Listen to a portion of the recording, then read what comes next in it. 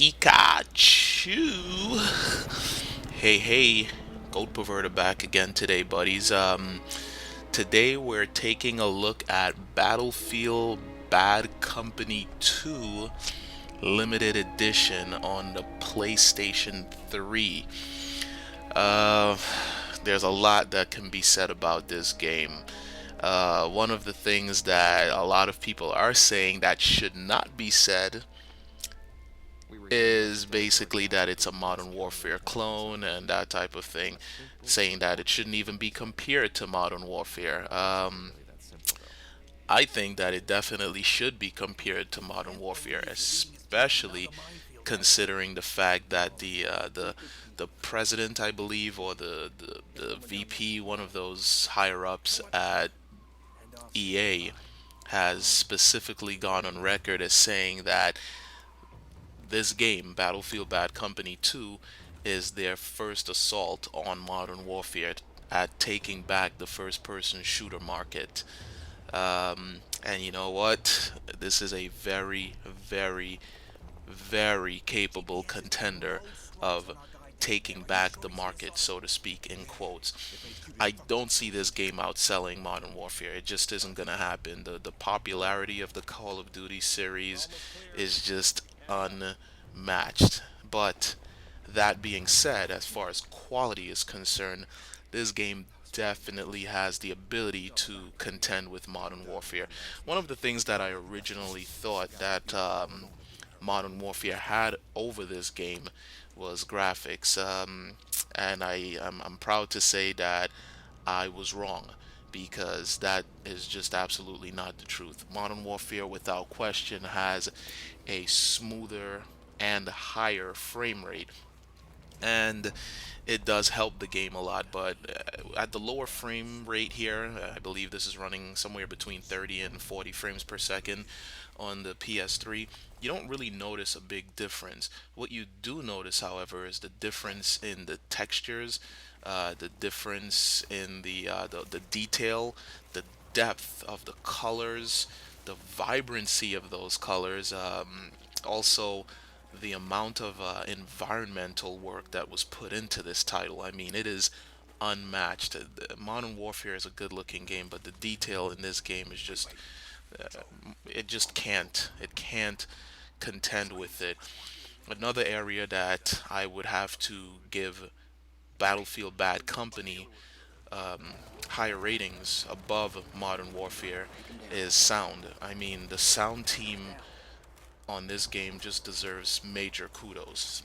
Everything is just in, I don't even know what words to use here. The details are just unmatched.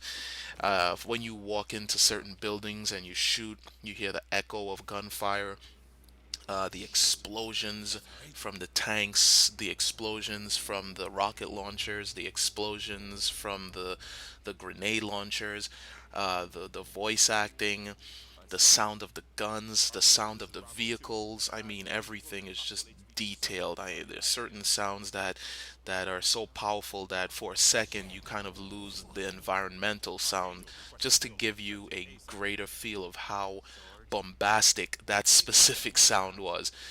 So they definitely get the thumbs up here in the sound department. I would have to give Modern Warfare the um, the plus when it comes to controls. As much as I love the controls on this game, I personally think that Modern Warfare did things just a bit better, especially when it comes to using the knife, the tactical knife. I also like the fact that in Modern Warfare you can go prone. You cannot go prone in this game. You can get down on your knees, but that's about it, which kind of makes no sense because these guys have sniper rifles with the stands that sit out at the front of the sniper, which is supposed to sit on the floor as you're prone to give you a greater ability to aim. And this game just doesn't have prone, but whatever, it's not a big loss. I guess for people that enjoy camping, it's a big loss, but for those of us that actually like to play the game and get out into the middle of the action and enjoy the game with other people, going prone just isn't a big loss. It's a great tactic to have lost, but it's not the be all and end all of the of the game. Um, Also, extras. I have to give EA the plus on that. This is the limited edition, and this thing came with damage, extra damage armory for the vehicles. It came with additional weapons. It came with additional maps. I mean, I don't think that Modern Warfare came with anything unless you were willing to shell out the ridiculous, I believe, $100+ they were asking for the Prestige Edition. That did nothing for the gameplay. All it did was just gave you some goggles and a book. Like, okay, yeah, I could do without that. But I definitely give the plus to this game. The multiplayer is something that I'll get into in another video, because the multiplayer is just it's an absolute massacre. It's so much fun to play that. It's unlike the single player, and the multiplayer is pretty much the same as far as gameplay is concerned. But to get in there with your squad and your friends and ride vehicles and revive people with the medic pack, it's amazing. So I'll definitely get into that at another time. One of the things that I believe IGN actually said about this game is that the cinematic scope of the game was not as good as that in Modern Warfare. I don't know that I necessarily disagree, but they did a great job with it. I mean, the cutscenes are great. They're well acted, and there's quite a bit of them. I don't think that the cinematic scope of this game deserves to be considered less than the cinematic scope of Modern Warfare. I think they're pretty much equal in that respect. The only thing is that Modern Warfare seemed to have better voice acting. I don't know. The voice acting in that game is just great. And the storyline in Modern Warfare seems to not be as interesting as this one. I'm only showing you this part of the game, but when you're actually playing the game, you start off pre World War II, and you eventually come to modern day warfare, which is where I am right now. Anyone that has any second thoughts on this game, I would say go out and pick it up. I mean, if you enjoyed Modern Warfare, if you enjoy first person shooters, if you enjoy tactical shooters, you're definitely going to enjoy this game. EA needs to reconsider putting the demo back on the store.